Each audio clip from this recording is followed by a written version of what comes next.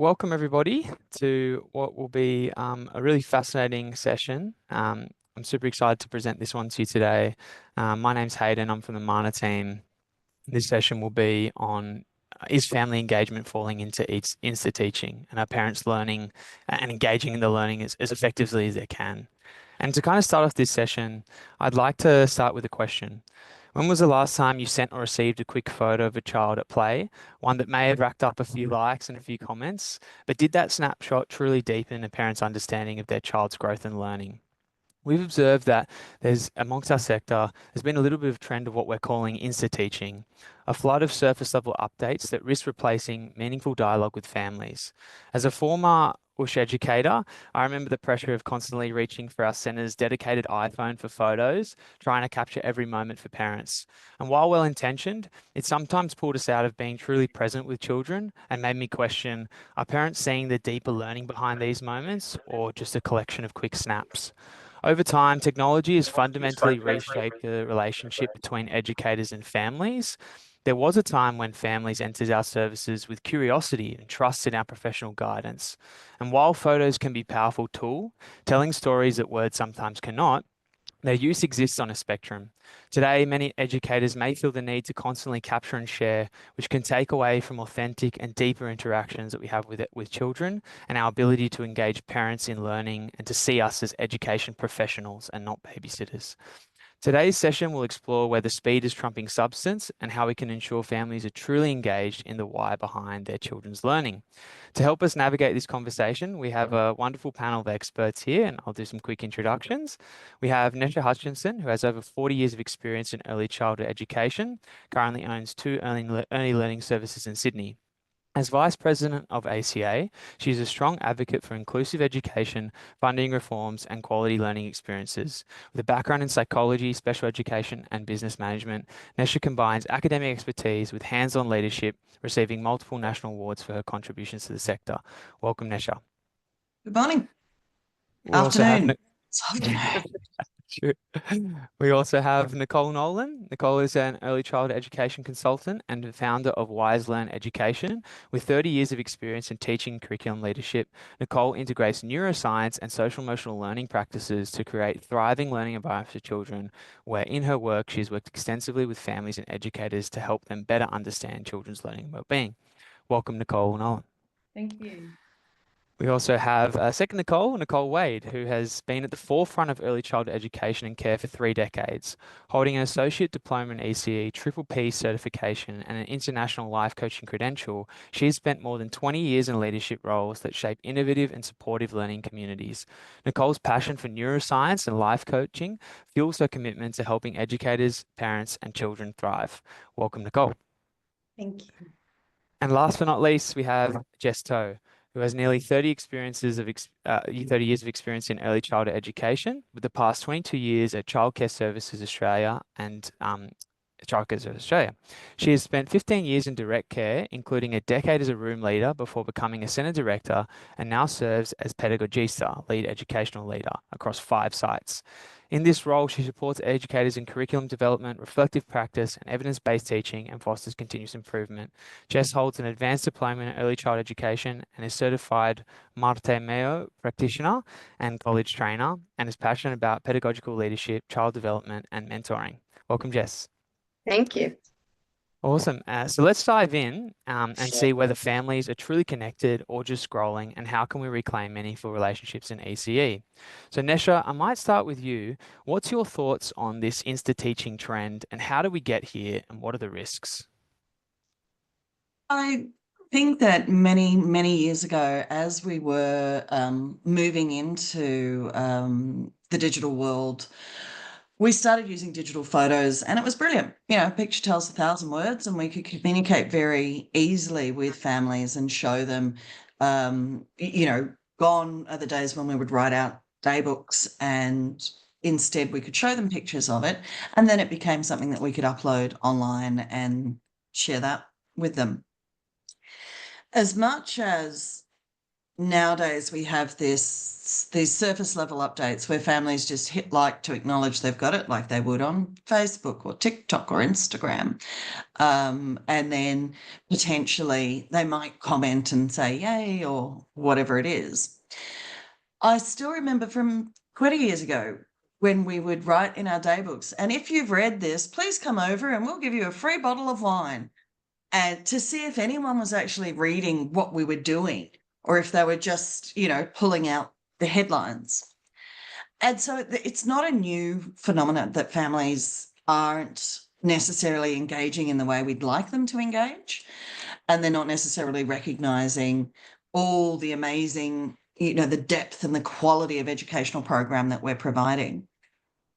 But I do feel that this Insta-Teaching scenario that we've got ourselves into isn't necessarily addressing that. It isn't leading families to have a deeper engagement in what we're doing as professionals and as educators. Mm. Yeah, I think it's a great point. And I think especially in this era where we're fighting for everyone's attention and time across multiple different things, Netflix. So how do we kind of get families to deepen their engagement in the learning that's occurring? And it's a great point that you mentioned that this has been a historical sort of issue. But particularly now with people wanting quick hit dopamine hits of things that this can really be an issue with Insta teaching. I'd love to throw to Jess as well to get your thoughts on this trend and your thoughts on how we got here and the risks as well. 100% agree with Nesha, and my experience over the last 20 years. We've tried very much to not engage in the quick tap software programs for communication. We've tried to hold back in some of those older traditional ways of the communication books and the charts and things like that. But I really, it stood out for me when COVID hit, because then all of a sudden we were disconnecting from face to face. We were saying to families, don't come in, keep your distance. We'll send you an email, we'll send you a photo, phone us, everything.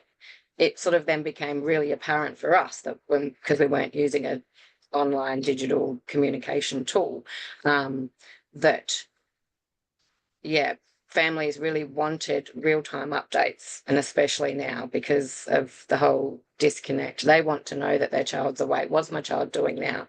But I think the risk there as well is for families, how can they focus on their work and their job and what they're doing if they're constantly looking at their phone for that notification, looking for that next update. And if they don't get that update, what does it lead to then? It moves from a dopamine hit to anxiety.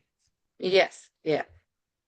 Yeah, which then can be a roll-on effect, can't it? Because then, of course, they come into the service or they collect their child, or they phone up and they're really anxious, or they might be a bit cross, or who knows, which then can be a roll-on effect to expectations for educators. Educators then get that anxiety going.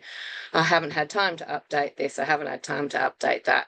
So it's just adds that roll-on effect, I guess.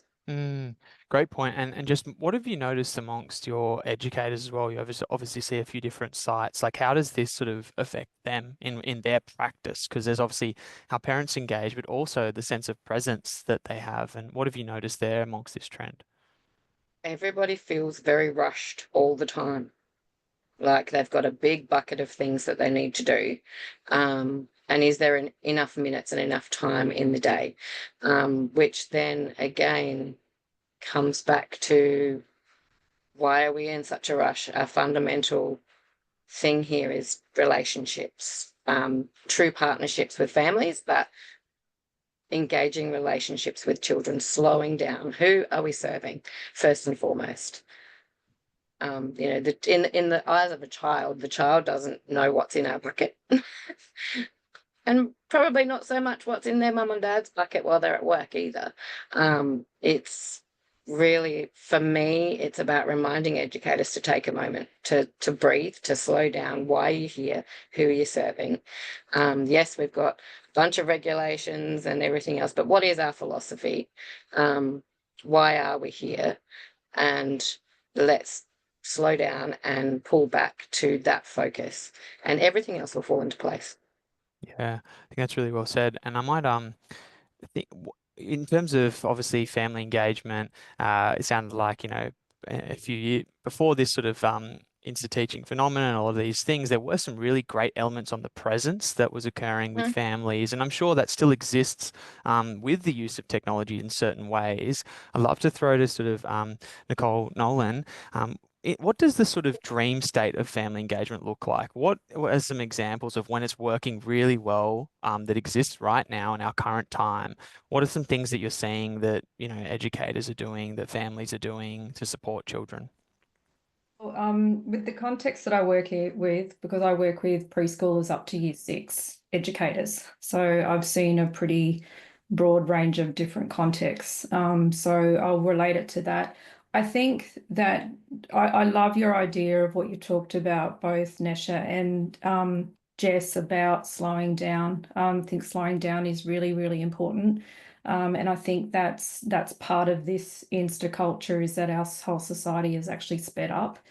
I think a framework of actually understanding what we're communicating and why is incredibly important. Why are we actually communicating what we're communicating? And I think going back to what you said, Jess, about slowing down, I think as educators, we need to think about that too. How can we put a framework of support in? Because ultimately, what we want to do is bridge that gap between home and school with the children, the parents, and the educators, so that we're actually moving forward what the children actually need. At the end of the day, that's what we're here for. We're here to support the children, their growth and development. And what I find commonly with educators and parents is what they're needing is support. So how do we bridge that through really thorough communication? So some of that might be looking at, well, what are our common issues that we might have in our educational settings, how that might translate to home. So an example might be resilience. Broad spectrum, if children are having difficulty with anxiety or resilience, what sort of things can we put in place in our educational settings? How can we bridge that gap between home and school so that there is a really good framework of support so that we can actually communicate those real aspects on the ground for our children, and so that parents and educators are actually supported to be able to do that as well. And I think when we can put different layers of support in there, that stops some of the busyness that's going on. So we actually streamline and get that support where it's needed on the ground so that there is a transparency between home and school. And that's just one example. Obviously, there's many examples. Yeah, so I found that is really incredibly helpful, and it'll look different at different layers. Some children will need more support with that, but all children will need support with that. So how do we put those frameworks of support and get that communication between home and education really solid? Yeah, I think like you mentioned, some children need different layers of support, and I can imagine in different contexts, rural, city, different cultures, some of that family engagement might look really different. What do you sort of work across sort of those diverse backgrounds, and what do you sort of how do you try and tailor the approach to those different communities? Well, one of the things that it comes into programming in whatever educational setting you're in to actually have that on the ground teaching for the children, and support for educators, because educators will say, okay, in particular areas, I'm not a psychologist, I might need support with that. But it might be information sheets that get sent home, but those information sheets might actually have, well, this is what we're doing in our centre. This is what you could do at home. This is how you could build. I'm always about tools of how you can, if we read a picture book on resilience, well, then what are little tips? How can you integrate that at home? This is what we're doing at school to actually build the resilience. Then when it comes to particular children, really feeding back some of that information to parents as well, to children who might need additional support in those particular areas. These are the kinds of thing we're targeting. This is the kind of thing I recommend you read this book. I recommend you look to these activities, things like that. So that might be more streamlined support for particular children. It might be information sessions like a webinar. It might be but obviously with time poor nature of schools or educational settings, early childhood settings, then it's not always feasible to actually do those sorts of things all the time. So how do we streamline the most important things? So in a kindergarten classroom, it might be at start of kindergarten, it might be literacy.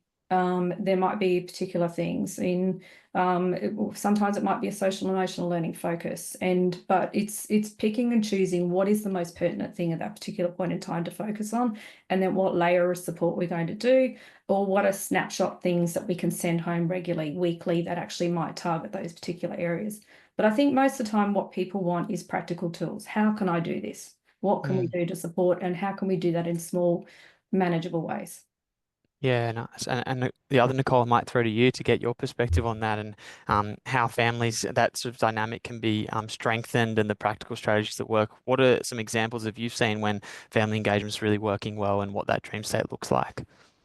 Yeah, for me, the dream state's very much about trusting relationships and like with the families. When there's a really strong bond between educators and the parents, I think that we get much better outcomes for the children. The children feel much safer coming to care environments and early education environments generally. And so I guess, yeah, the dream state is trusting relationships, and like Jessica, or like everybody has said this morning, having the time and slowing things down and being present when you're having those interactions with families. And then again, meeting the needs of the individual communities and the families that you are working with and the children that you're working with. So it varies a little bit from area to area about what sort of tools and resources you can offer. And Nicole suggested a bunch of great ones. We've, in the past used webinars and different sessions for families that they can watch either live or they can replay. Different types of handouts are really good. I think in some services, getting families on site and having time, for special events. And lots of services I've worked in have held really beautiful events, different art nights or weekend events and family barbecues where they don't have to turn up for a specific reason. But there's some good opportunities for them to engage with other parents and engage with the educators in a more social, more open sort of environment, so that they can build a bit more understanding about who the educators are and what their children are doing during the day, and just have those more easy conversations. So it's not overly structured, and it's not just about education. It's not just about care and how much they've eaten and slept and all those basic things that we need to be communicating with them on a daily basis, but it can dive into deeper relationships that are more personal and more engaging.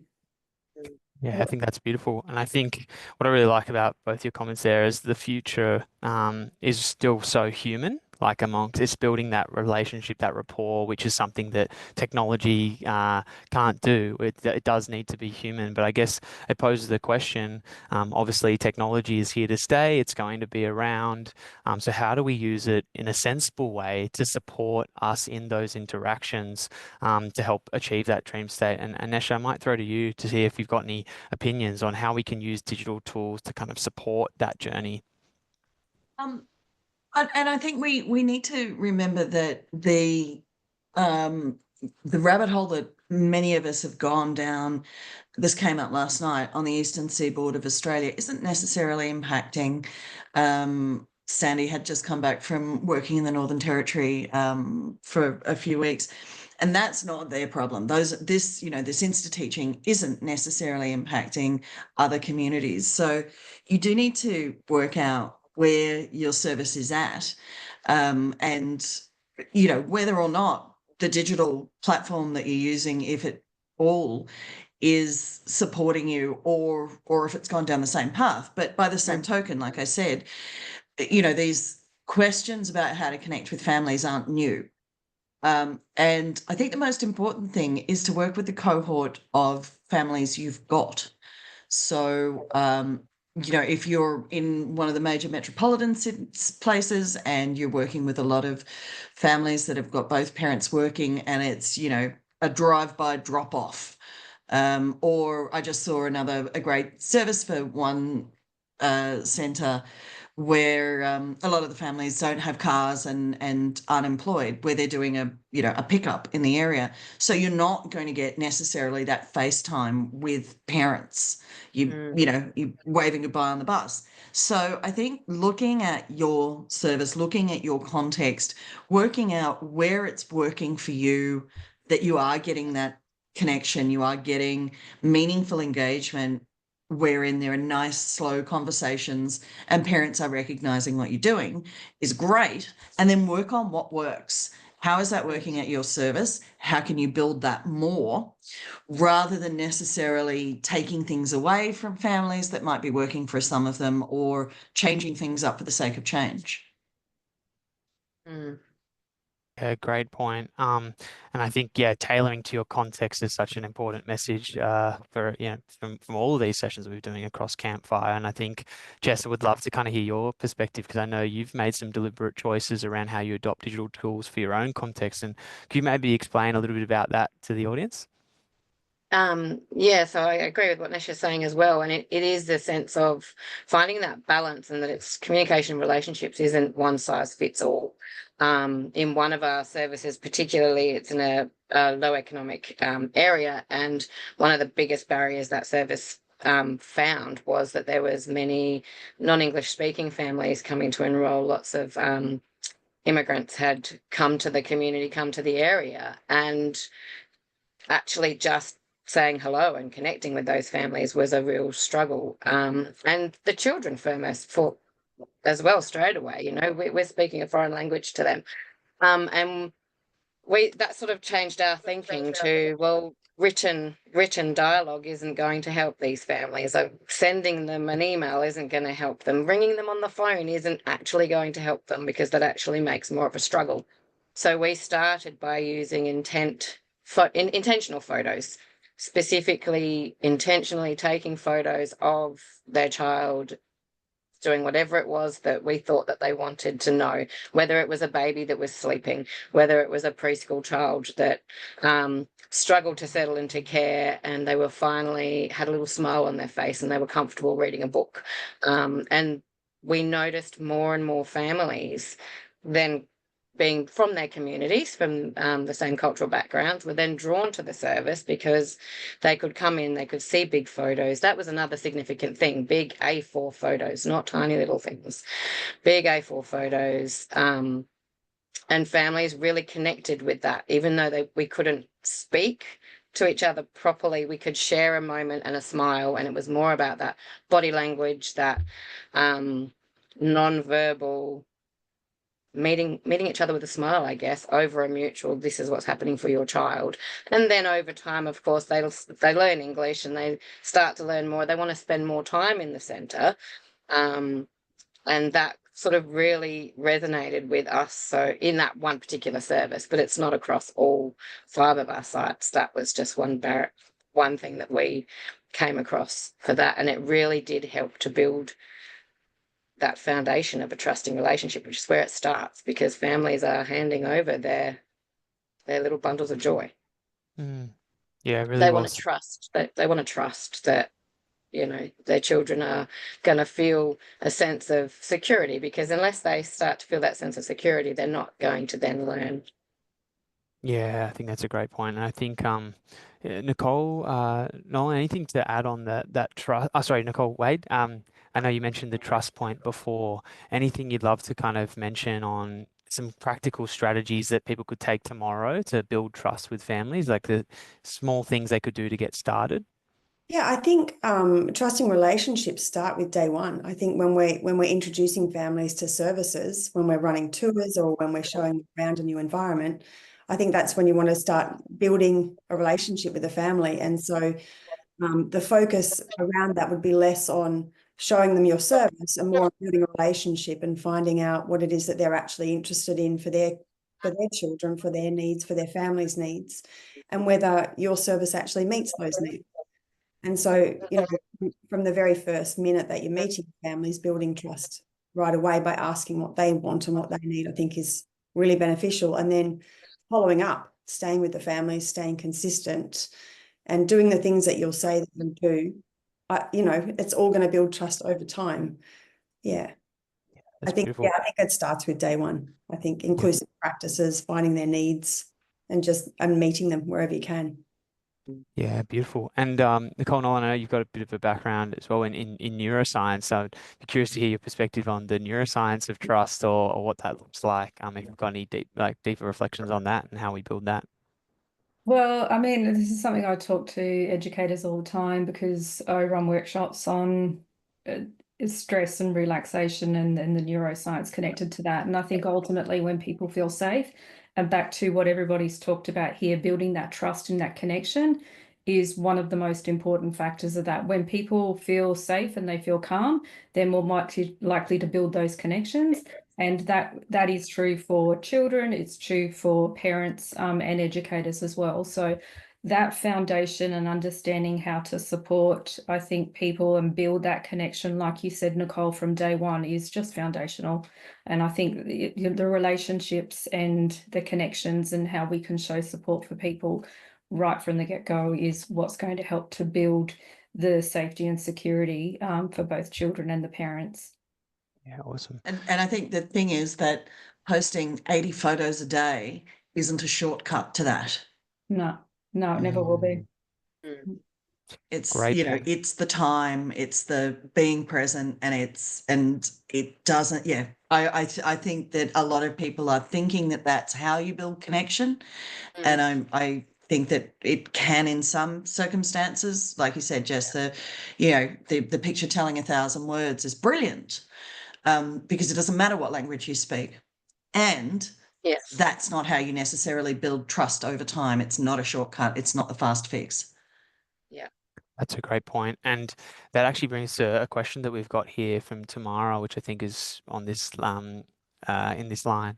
Would you recommend starting to use the digital platform as an educator tool rather than a communication tool and scale back the photos and pointless Insta moments to try gain that conversation back with families? Nesha, do you want to speak to that? I think you have to determine if your families are ready to engage with you at that level. You might have a cohort of families who are fully telephone Insta savvy, and that's what's working for them. And a lot of the parents are significantly younger than I am now, and they're coming from a very different background.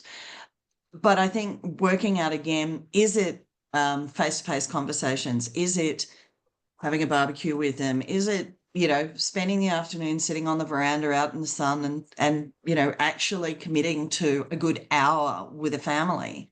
Because that hour is so much more important than 5 minutes a day across, 20 days.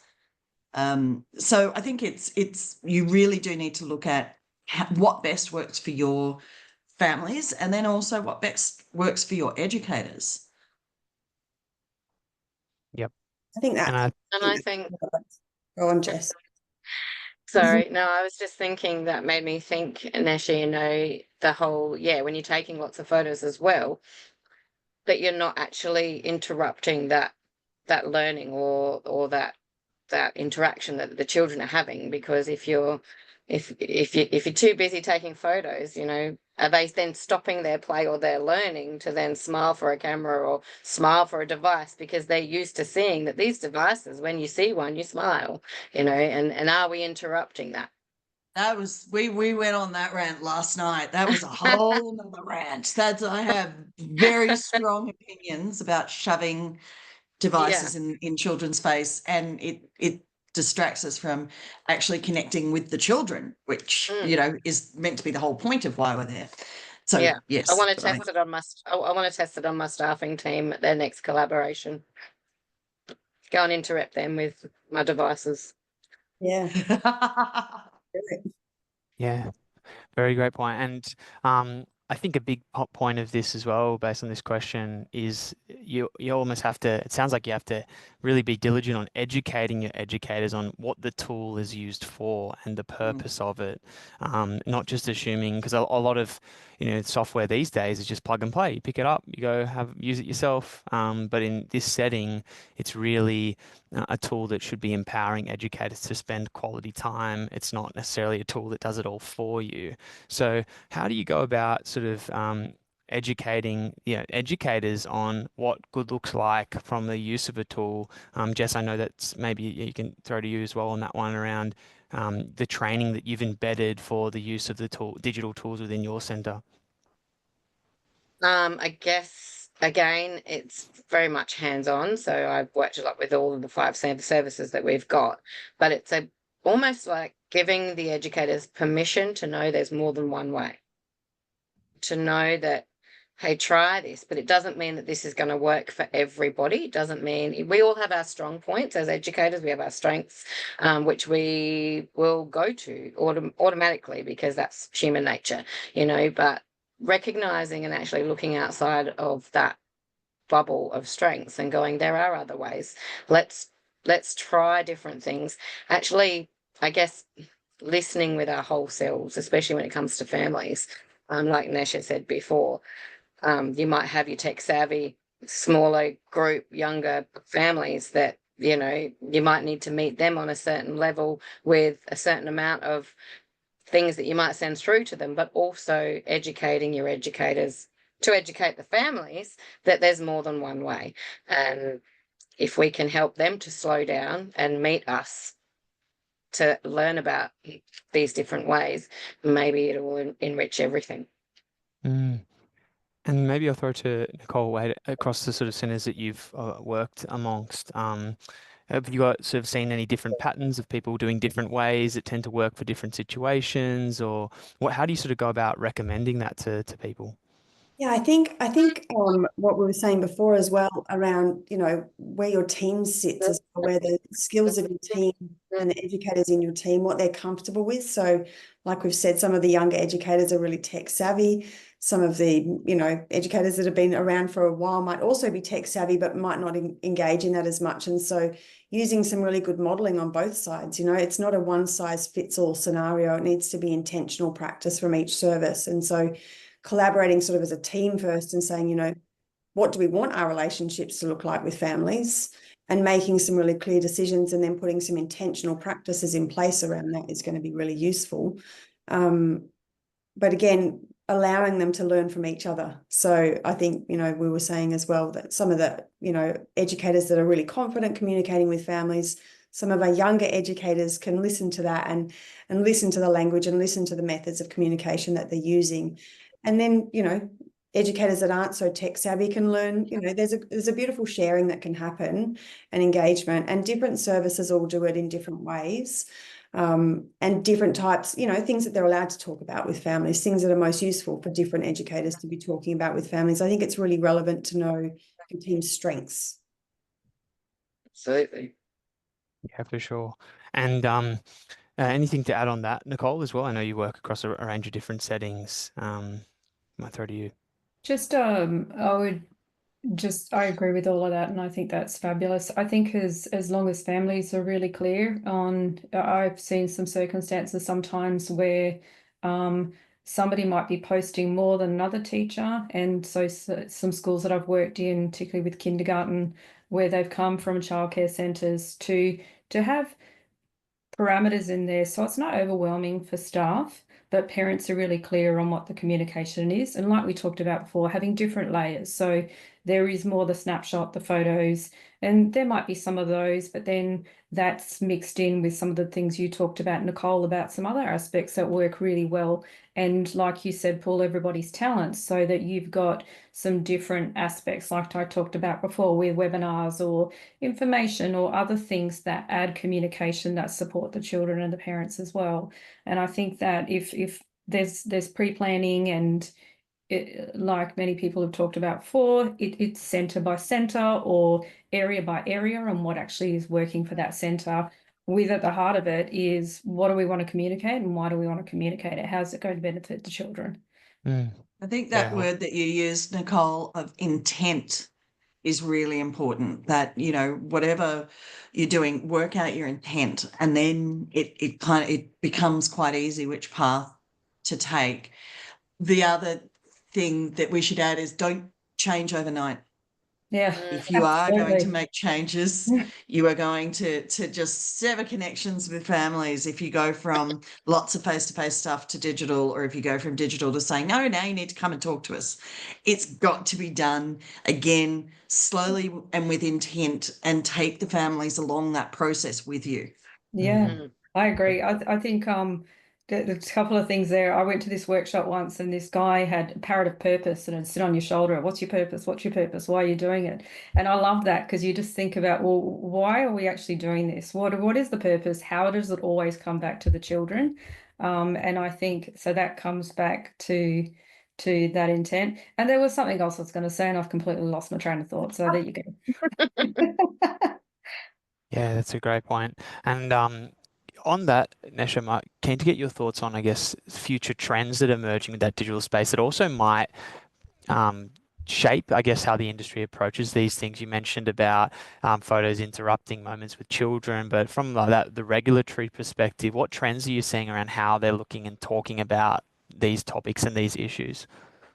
From a regulated point of view, I know that ASICA have been coming out quite strongly communicating with fact sheets for educators and as well as fact sheets for families to talk about what it means to interact digitally, for the safety of the children in terms of what's shared online and what's not, but also expectations. So their communications are saying to families, it's not the mark of a high quality service that you get 72 updates a day. In fact, the mark of a high quality service is the relationship between educators and children, which may be interrupted by all of these dates. And so it's rather than parents shopping around saying, well, who's got the best digital platform? How many updates will I get? They are hopefully being armed with, and as a service, you can, use the fact sheets from CEQA and or your state body that basically say, nah, that's not what high quality care is. High quality care looks like this, and it's different, and the context needs to be taken into consideration. So I can see services moving into the future, choosing digital technology more discerningly. Basically, it doesn't have to have all the bells and whistles. It doesn't have to do real-time updates. It could be something that is useful, is very powerful, but we're going to use it in this context and put nice boundaries around that so that educators aren't being, exhausted by it and families are able to make meaningful connections. Mm. I think that's a great point. I think that speaks to one question that we've got come in here from Selena, who's mentioned that digital platforms can be really helpful for educators, but we don't need to send everything to families. We need to think about how we can best support families, what information can we share, and how best is that information shared. And I guess that speaks to the question around what are some general rules of thumb that you tend to advise, educators on what they should share and what they shouldn't, when is it appropriate? Are there any sort of general rules of thumb that people like to stick to at the moment? Might throw that open to the crowd, audience, sorry, the panel.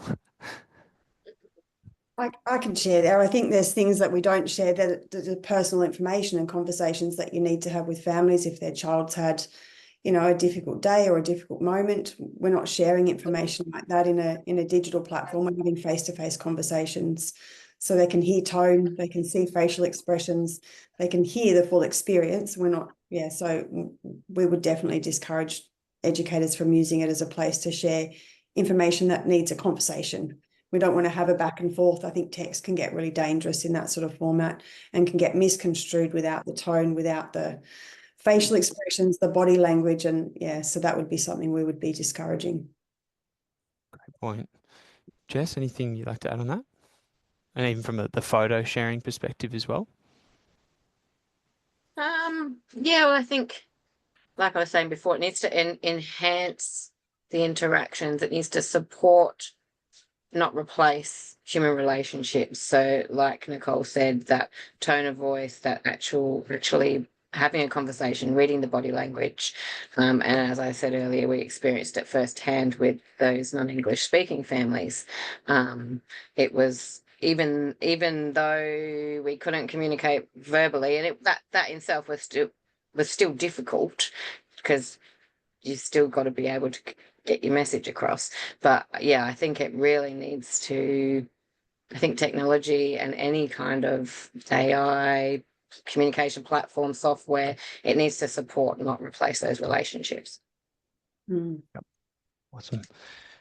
We've also got another question here just around a comment how maybe over time the reporting requirements increased, that it sort of led educators to sort of ignore children and focus more on the reporting side of, their obligations, and could have created a bit of a loss of trust with families, and that it sort of lent to focusing more on that return of investment side of things, which I'm interpreting is around sort of the A&R side of things. Nesha, I'm not sure if you've got any comments or reflections on that around how reporting might have shaped this trend, and what you'd advise. Yeah, look, we have always had to report, and we covered this last night, what we call the eat, sleep, charts, that, we've always had to do that. So, and there's a really good reason for that. Monitoring what's going on for children and are they interacting in a healthy way is very important. And it's good for families to know that. Doing it digitally is really handy. We don't have to have big piles of paper, and we can, different people can do it from all over the place, and no one's lost the piece of paper. And families can refer back to that at night. The amount of phone calls we used to get saying Dad was on pickup and he forgot to ask, it was insane. So that's really handy. The real-time updates of that and the notifications that are being pushed through to families so that, they're getting a ding on their phone every time their child blinks I don't think is adding to our relationship with families. And certainly I don't think it builds trust. If you don't hit button enough times for how much food the child ate, suddenly you've got a phone call saying, why didn't Sarah eat lunch today? And you're kind of going, oh, sorry, I had a nosebleed over here. I didn't get to it. I completely, isn't building these relationships with families. So I think that, having technology that allows you to record all of this, but doesn't necessarily go, hi, your child just ate, your child just did a wee, we've changed a nappy. That's not benefiting everybody, and is playing into the anxiety of new parents. And what happens if there's a power cut? If there's a power cut and you can't do any of that, and then there's panic for everybody because there's no connection to their the service that their child's at. So therefore, where's the trust of that's fine, it's okay, there's a power cut, they'll be fine. Or the conversation, Jessica, that says Sarah didn't, we put Sarah down an hour late because she was, something happened. She threw up lunch, just a little upchuckle. There was clothes everywhere, or she had an accident, and so we had to change her. So she ended up going down half an hour late, and that's why, and she'd had a really big morning. That's a conversation like Nicole was saying. That requires a conversation. And when you just look online, you don't get that. And it can be, as she was saying, misconstrued, misinterpreted. And then the parents come in hot going, why did this happen? Rather than you going, hey, Mum, listen, so that this is, I think there's, positives and negatives there. Great point. I've only got one final minute. I might just throw a really quick response to Nicole. Given that, this is these dopamine hits that parents are getting in every other aspect of their life, how do you go about changing that within an educational context for that specific, interaction they have? Are there any quick tips that you think are really important to help them be able to shift that context, that you're not going to get real-time updates here like you are in every other part of your life? I think that is really important to educate people about that, how that actually works, because I think there's been a number of conversations about anxiety in here and how a lot of that actually feeds into it. And I think sometimes too much information, like you were saying, Nesha, is a problem. And I think there needs to be awareness of that. I think the other aspect that a number of people have talked about at different times too is that we actually just, as a society, and this feeds into education and with parents as well, we need to give ourselves permission to slow down. And I think the slowing down, really coming back to the purpose, but also just knowing that that aspect of speeding up and doing more is not necessarily a good thing. And I think we all need to be on the same page with that, bring it back a bit and really think about our purpose and doing things, because that is what's going to help that aspect of our brain, and it's also going to help our relationships as well. And I think it will help with the anxiety of not only parents but also educators. Thank you so much for our speakers today. I think I learned so much about what it means to build true trust and engagement with parents, and how important it is to tailor that to your communities, and also build that education and dialogue, bring that human interaction to it so you can inform them. I think there were so many awesome tips from this session. So thank you so much for our speakers for joining, and thanks everyone for attending. Thanks, Worries. everyone. Bye. Bye. Bye.